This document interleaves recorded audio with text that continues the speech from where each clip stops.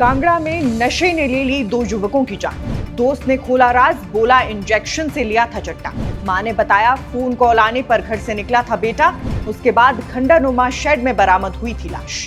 हिमाचल में नशे का कहर थमने का नाम नहीं ले रहा है। कांगड़ा जिले में नशे की ओवरडोज के कारण 2 युवकों की मौत के मामले में अब पुलिस ने बड़ा खुलासा किया है। करीब 1 सप्ताह पहले जवाली के देहरी इलाके में एक युवक का शव खंडरनुमा शेड से मिला था। इसके बाद परिजनों ने गांव के ही कुछ लोगों पर हत्या का आरोप लगाया, लेकिन हैरानी की बात यह रही कि जिनमें से एक युवक पर हत्या का आरोप लगाया गया, उसकी भी अगले ही दिन मौत हो गई। ऐसे में पूरे इलाके में तरह तरह की चर्चाएं शुरू हो गई। अब पुलिस का दावा है कि दोनों युवकों की मौत चिट्टे के ओवरडोज से हुई थी।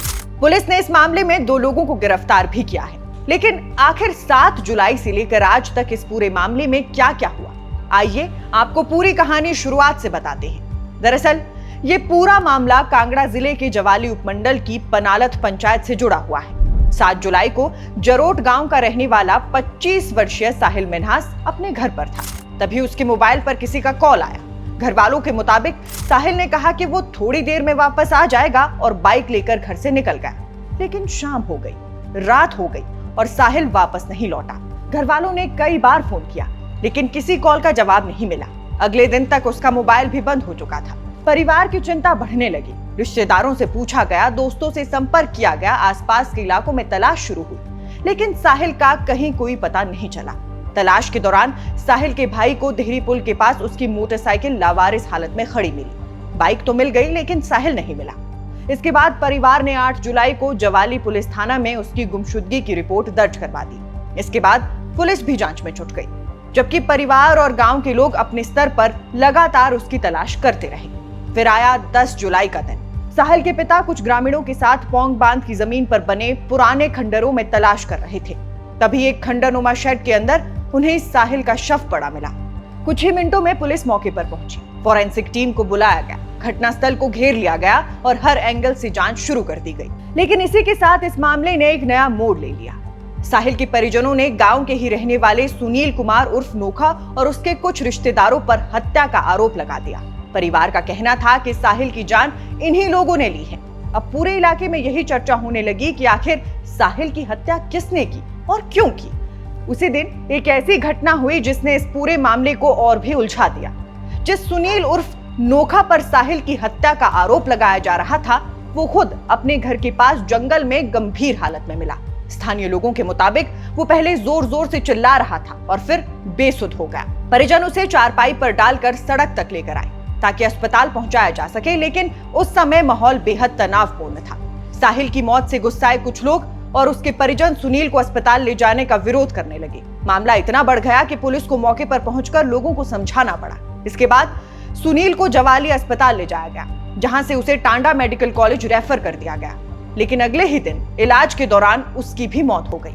अब मामला और ज्यादा उलझ चुका था। एक युवक का शव खंडर से मिला जिस पर हत्या का आरोप लगा, उसकी भी मौत हो गई। पूरे इलाके में तरह तरह की बातें होने लगी। कोई इसे हत्या बता रहा था, कोई बदले की कहानी बता रहा था, तो कोई इसे किसी बड़े विवाद से जोड़कर देख रहा था।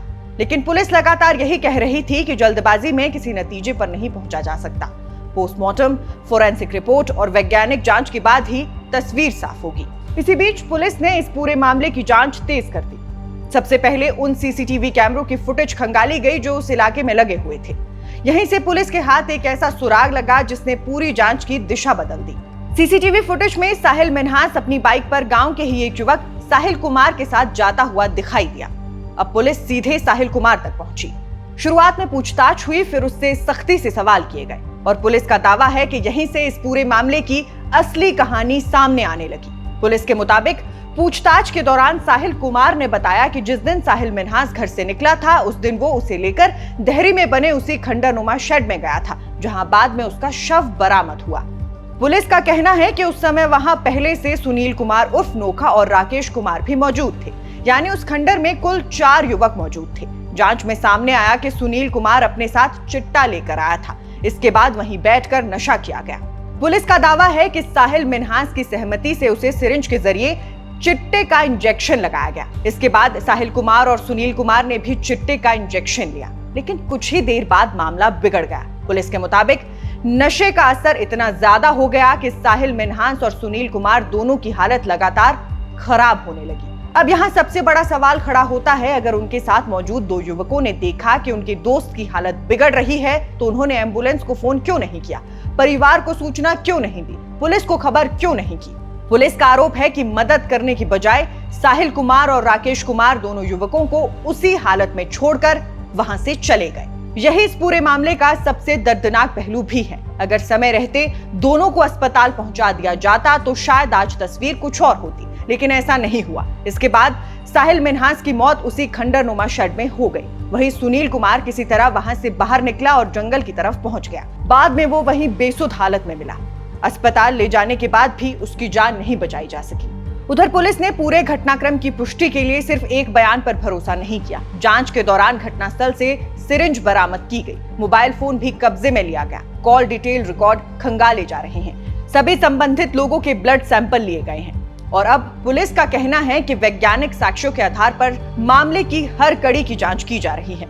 इसी जांच के बाद पुलिस ने जरोट निवासी साहिल कुमार और पनालथ निवासी राकेश कुमार को गिरफ्तार कर लिया। दोनों को अदालत में पेश किया गया, जहां से उन्हें 27 जुलाई तक न्यायिक हिरासत में भेज दिया गया है।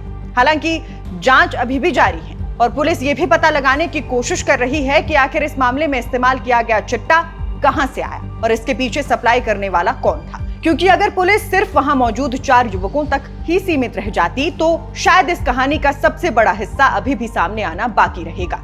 और यही बात सबसे ज्यादा चिंता बढ़ाती है, क्योंकि इस मामले में 2 युवकों की जान गई है, लेकिन सवाल सिर्फ 2 मौतों का नहीं है। सवाल उस नशे का है जो हिमाचल के गांव तक पहुंच चुका है। कुछ साल पहले तक चिट्टे की चर्चा सिर्फ सीमावर्ती राज्यों तक होती थी, लेकिन आज कांगड़ा, मंडी, कुल्लू, शिमला, ऊना, बिलासपुर, सोलन, शायद ही कोई ऐसा जिला बचा हो जहां से समय समय पर चिट्टे की खबरें सामने ना आती हो। कहीं युवा ओवरडोज का शिकार हो रहे हैं, कहीं परिवार अपनी जमा पूंजी इलाज में गंवा रहे हैं, तो कहीं माता पिता अपने ही बच्चों को नशे की गिरफ्त से बाहर निकालने की लड़ाई लड़ रहे हैं। और जवाली का ये मामला भी एक बार फिर यही याद दिलाता है कि नशा सिर्फ एक व्यक्ति को खत्म नहीं करता, उसके साथ पूरे परिवार की खुशियां भी छीन लेता है। 7 जुलाई को एक मां ने अपने बेटे को ये सोचकर घर से जाते देखा था कि वो थोड़ी देर में वापस लौट आएगा, लेकिन वो कभी वापस नहीं लौटा। कुछ ही दिनों के भीतर एक और परिवार ने अपना बेटा खो दिया, 2 घर उजड़ गए और अब पुलिस का दावा है कि इसकी वजह कोई पुरानी दुश्मनी नहीं बल्कि चिट्टे का नशा था। यही वजह है कि ये मामला सिर्फ एक आपराधिक जांच नहीं बल्कि पूरे हिमाचल के लिए चेतावनी भी है, क्योंकि अगर चिट्टे का ये जाल इसी तरह फैलता रहा तो आने वाले समय में ऐसी खबरें सिर्फ जवाली या कांगड़ा तक सीमित नहीं रहेंगी, बल्कि देवभूमि के और भी कई परिवारों की जिंदगी इसी तरह उजड़ती हुई दिखाई दे सकती है। बाकी अगर आपको लगता है कि चिट्टे का बढ़ता कारोबार अब हिमाचल के भविष्य के लिए सबसे बड़ा खतरा बनता जा रहा है तो इस वीडियो को ज्यादा से ज्यादा लोगों तक पहुंचाइए। साथ ही कमेंट करके जरूर बताइए कि आखिर इस नशे के खिलाफ सबसे सख्त कार्रवाई किस स्तर पर होनी चाहिए। फिलहाल के लिए इस खबर में बस इतना ही। नमस्कार।